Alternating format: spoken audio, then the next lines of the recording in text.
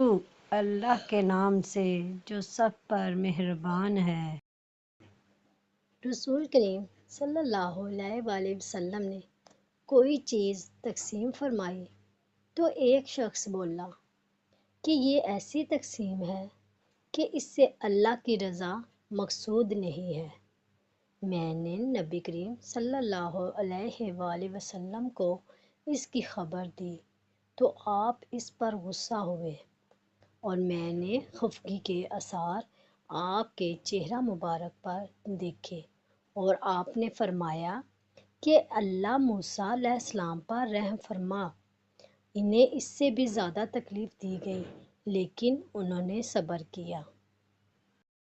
رسول کریم صلی اللہ علیہ وآلہ وسلم نے فرمایا، جب تم میں سے کوئی دعا کرے تو اللہ سے قطعی طور پر مانگے اور یہ نہ کہے کہ اے اللہ اگر تو چاہے تو مجھے عطا فرما، کیونکہ اللہ پر کوئی زبردستی کرنے والا نہیں ہے۔